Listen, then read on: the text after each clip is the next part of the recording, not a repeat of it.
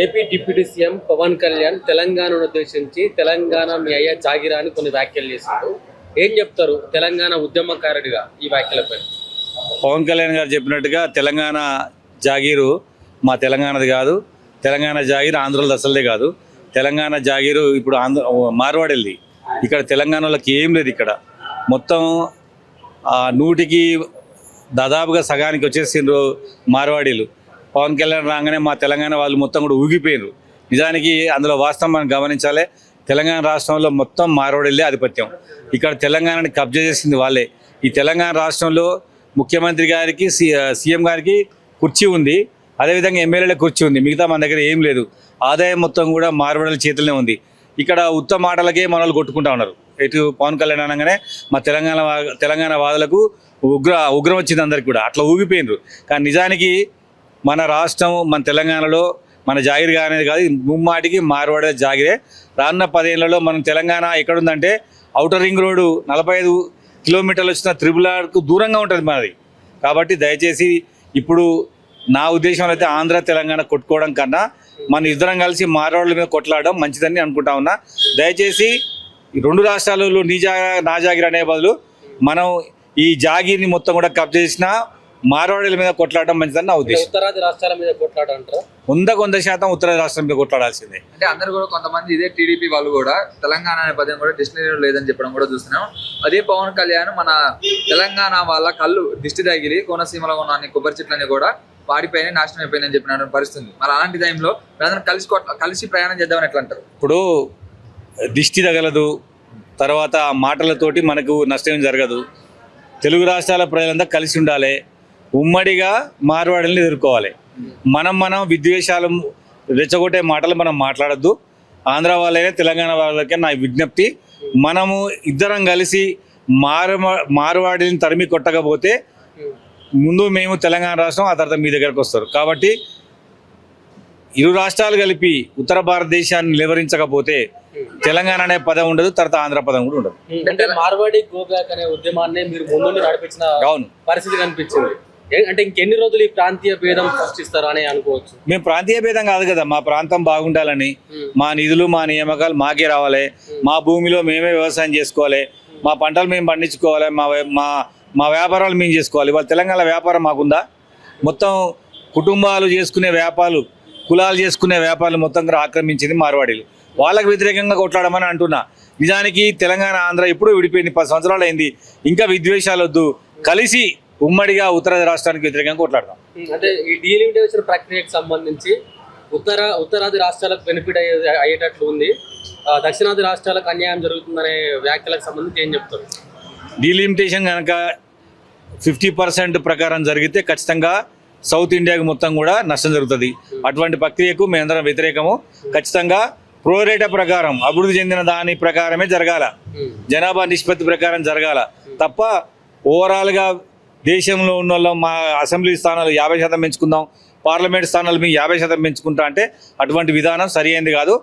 South ఇండియాలో ఉన్నటువంటి జనాభాకు అనుగుణంగా జనాభా దామాషా ప్రకారం సీట్లు పెరగాలి తప్ప 50% వాటకు మాత్రం మేము వ్యతిరేకం. అన్న, ఇప్పుడు తెలంగాణ ఉద్యమం స్టార్ట్ అయినప్పటి నుంచి కూడా ఫస్ట్ తెలంగాణ వచ్చిన తర్వాత మొదటి ఎస్సీ కార్పొరేషన్ చైర్మన్ గా ఉన్నాం మీరు, తర్వాత కాంగ్రెస్ లోకి వచ్చిన తర్వాత కూడా కనుమరుగైపోయారని చెప్పి కూడా వస్తున్న వార్తలు ఎంతో. వాటన్నిటిని ఎలా ఖండిస్తారు? పొంగులేటి శ్రీనివాస్ దగ్గర ఉన్న మీరు, అంటే పొంగులేటి శ్రీనివాస్ ఆధ్వర్యంలో వచ్చే కాంగ్రెస్ లో చేరారు మీరు, ఎందుకు పొంగులేటి శ్రీనివాస్ మిమ్మల్ని పట్టించుకోవట్లేదా? ఎందుకు కనుమరుగైనట్టు చూస్తున్నారు? ఇంతవరకు కూడా ఒక పదవి కూడా రాలేదు కాంగ్రెస్ పార్టీ. ఇప్పుడు మీరు ఏమనుకుంటారంటే ఒక వ్యక్తికి ఎంపీ సీటు చైర్మన్ సీట్ వస్తేనే రాజకీయాలు ఉన్నట్టు అనుకుంటారు. కానీ అంతకన్నా పెద్ద పనులు చేస్తా ఉన్నా తెలంగాణ రాష్ట్రంలో. తెలంగాణ రాష్ట్రంలో మాదిగలకు 12% రిజర్వేషన్ రావాలని కొట్లాడింది నేను. అదేవిధంగా మార్వాడి గో బ్యాక్ ఉద్యమాన్ని తీసుకువెళ్తుంది నేను. ఇవి ఎమ్మెల్యే కన్నా చైర్మన్ కన్నా పెద్ద విషయాలు. కానీ మీకు ఎంతసేపటి కూడా గవర్నమెంట్ ఇచ్చే చైర్మన్ లేకపోతే ఎమ్మెల్యే టికెట్ మీదనే ఉంది. వాటికన్నా ఎక్కువ పనిచేస్తున్నా. నా సమయం వస్తుంది. రేవంత్ రెడ్డి గారు పొంగులేటి శ్రీనివాస్ అయినా కూడా మీలాంటి ఎందుకు దూరం పెడుతున్నారని తెలంగాణ రాష్ట్ర పోరాటంలో ఉద్యమం చేసింది ఎవరో విలేకరులకు తెలుసు, తెలంగాణ ప్రజలకు తెలుసు. మళ్ళీ కొత్తగా దాని గురించి నేనని చెప్పడానికి అవసరం లేదు. రేపొద్దున ప్రభుత్వం గుర్తిస్తుంది, ఉద్యమకారులకు న్యాయం చేస్తున్నాడు కాబట్టి ఆ న్యాయంలో నేను మొదటి స్థానంలో ఉంటాను. కాంగ్రెస్ పార్టీ అలాగే పొంగులేటి శ్రీనివాస్ రెడ్డి కూడా మిమ్మల్ని వాడుకుంటున్నారు. వాడుకొని తర్వాత మళ్ళీ అదేవిధంగా ఎలక్షన్స్ వచ్చే టైంకి మళ్ళీ మిమ్మల్ని దగ్గర తీసుకొని మళ్ళీ వాడుకుంటారు, ఎలాంటి పదవి కూడా మిమ్మల్ని బయటికి నెట్టేస్తారని చెప్పి వార్తలు వస్తున్నాయి అన్న.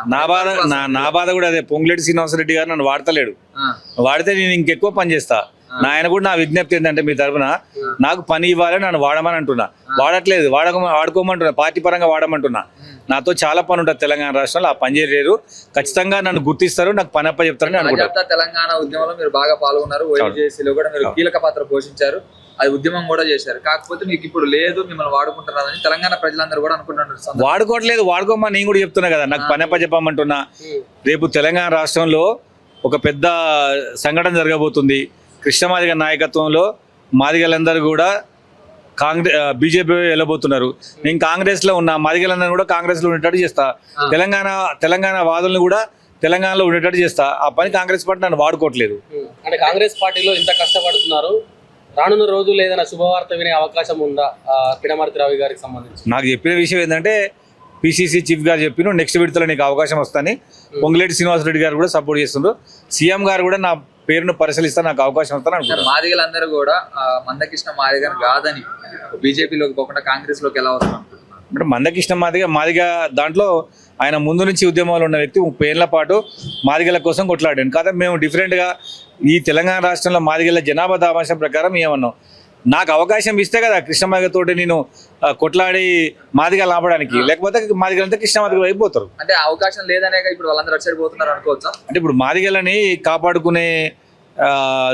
కాపాడుకునే పనిని కాంగ్రెస్ పార్టీ చేయాలి. ఉదాహరణకు మాదిగలకు మంత్రి పదవి ఇవ్వాలి, మాదిగలకు చైర్మన్లు ఇవ్వాలి. మాదిగ జనాభా ప్రోరేటా అని సీఎం గారు అంటున్నారు. మనం మేము కూడా ప్రోరేటా ప్రకారం తెలంగాణలో పెద్ద కులం, మా పెద్ద కులానికి ఆ జనాభా నిష్పత్తి ప్రకారం మాకు ఇవ్వట్లేదు.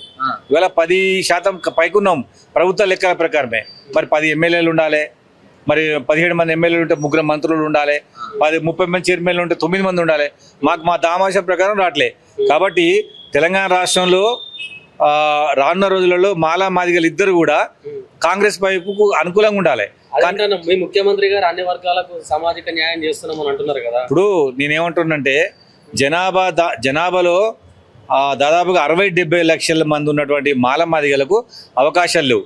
1,00,000 మంది ఉన్న వాళ్ళకు ఎక్కువ అవకాశాలు ఇచ్చి 70 లక్షల మంది ఉన్న మాదిగలకు అవకాశాలు రావట్లేవు.